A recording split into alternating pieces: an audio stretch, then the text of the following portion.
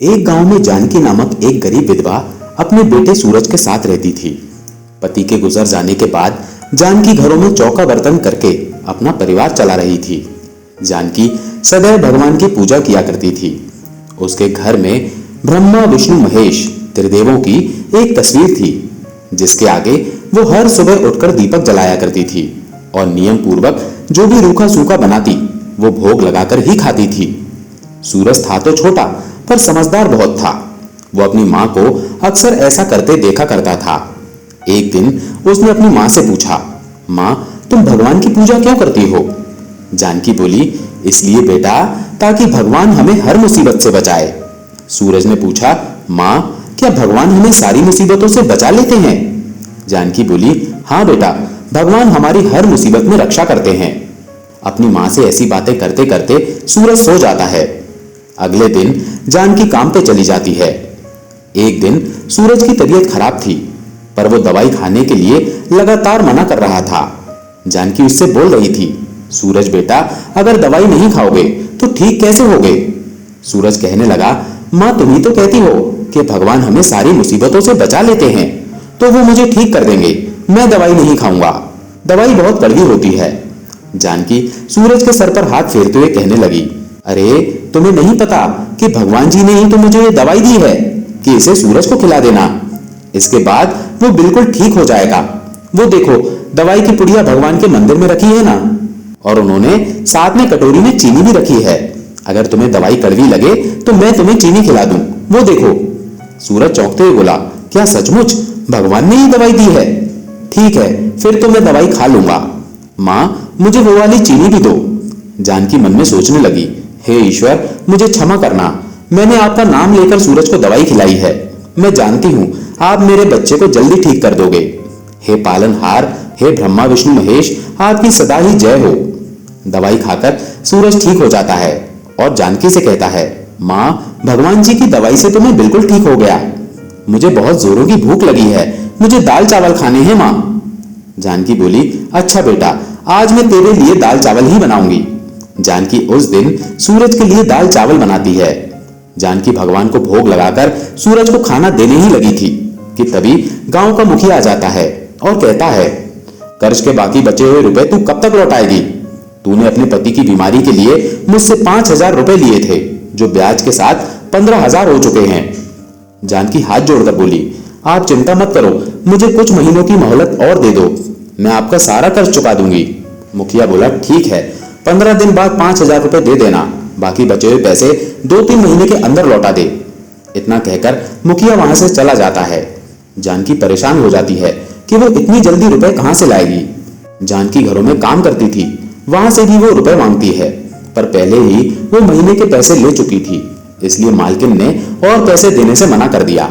मालकिन कहने लगी, ऐसे काम नहीं चलता, तुम्हें तो पता ही है सेठ जी पूरे महीने के पैसे एक साथ देते हैं।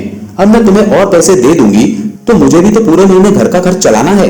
सेठ जी भी शहर गए हुए हैं, पीछे से मुझे भी तो पैसों की जरूरत है, और वैसे भी मैं तुझे महीने के पैसे पहले ही दे चुकी हूँ। जानकी उदास होकर बोली, कोई बात नहीं मालकिन, आप परेशान मत होइए। ऐसे कुछ दिनों तक जानकी परेशान होती रहती है। वो कुछ भी नहीं समझ पा रही थी कि आखिर वो चौधरी का कर्ज कैसे चुकाए। एक दिन जानकी त्रिदेव की मूर्ति के आगे बैठी रो रही थी, हे प्रभु मैं क्या करूं, मुझे कुछ समझ नहीं आ रहा। चौधरी साहब कल मुझसे कर्जे के 5,000 रुपए मांगने आ जाएंगे, पर मेरे पास उनको देने के लिए बिल्कुल भी पैसे नहीं हैं। अगर मैंने उन्हें पैसे नहीं दिए तो हमें ये घर खाली करना पड़ेगा, वो हमें यहाँ से निकाल देंगे। मेरी सहायता करो प्रभु। इतने में सूरज आकर वहां अपनी माँ को समझाने लगा, माँ तुम रो मत, तुम ही तो कहती हो भगवान हमारी हर मुसीबत से रक्षा करते हैं, देखना वो हमें भी मुसीबत से निकाल देंगे। पर जब मुखिया पैसे लेने के लिए आया तो जानकी के पास पैसे नहीं थे। मुखिया ने खूब खरी खोटी सुनाई। वो बोला, जानकी मैंने तुझसे कहा था कि तू कर्जे के 5,000 तैयार रखना, पर तूने ऐसा नहीं किया। कल दोपहर तक अगर तूने मेरे पैसे नहीं लौटाए तो मैं तुझे पुलिस के हवाले कर दूंगा, समझी? इतने में सूरज वहां आकर मुखिया से कहने लगा, मुखिया जी आपको पता भी है हमारी मदद करने के लिए भगवान जी आने वाले हैं, वो आपके सारे पैसे चुका देंगे। मुखिया हंसते हुए बोला, सही है, बच्चे को भी बहला फुसला रखा है कि भगवान आएंगे, देखता हूं कल कौन से भगवान मेरे पैसे चुकाने आने वाले हैं। सूरज भगवान त्रिदेव की तस्वीर के पास जाता है और उनसे कहता है, कल मुखिया जी माँ को पुलिस के हवाले कर देंगे, आप उससे पहले आ जाना, मैं आपका इंतजार करूंगा। सूरज भगवान के आगे रोने लगता है और उसकी दर्द भरी पुकार ब्रह्मा विष्णु महेश तक पहुंचती है। ब्रह्मा जी महादेव और विष्णु जी से कहते हैं, महादेव, मासूम सूरज की करुण पुकार सुनकर मेरा हृदय द्रवित हो गया है। विष्णु जी कहते हैं, ब्रह्मदेव, सूरज हमें मदद के लिए पुकार रहा है। जानकी ने सदैव हमारी पूजा और अर्चना की है। अब समय आ गया है कि हम जानकी को उसकी पूजा का फल दें। ये सुनकर महादेव बोले, आप दोनों सत्य कह रहे हैं। जब भी कोई भक्त हमें सच्चे हृदय से पुकारता है तो हम तीनों उसकी सहायता के लिए अवश्य जाते हैं और समय आने पर हम तीनों अपने भक्त जानकी की सहायता के लिए अवश्य जाएंगे। अगले दिन मुखिया अपने पैसे लेने के लिए जानकी के पास आता है। पुलिस भी मुखिया के साथ थी। मुखिया पुलिस वाले से कहता है, इंस्पेक्टर साहब, जानकी मेरे पैसे नहीं लौटा रही है। इसे मेरा 15,000 रुपए का कर्ज चुकाना है। इसमें से इसने अब तक 1 रुपए का कर्ज भी नहीं चुकाया है। अब आप ही बताइए मैं क्या करूं? इंस्पेक्टर जानकी से बोला, देखिए जानकी जी, मुखिया जी ने आपके खिलाफ रिपोर्ट लिखाई है, इसलिए आपको हमारे साथ पुलिस स्टेशन चलना होगा। या तो आप इनके कर्ज में से 5,000 रुपए अभी दे दो, वरना हमें आपको पुलिस स्टेशन ले जाना ही होगा। जानकी रोते हुए कहने लगी, मेरी कितनी परेशानी चल रही है। सूरज के बापू के गुजर जाने के बाद घर का किराया, घर खर्च के पैसे सब घरों में काम करके निकाल पाती हूँ। मैं आपको वादा करती हूँ, कुछ दिनों में मैं आपको पैसे दे दूंगी।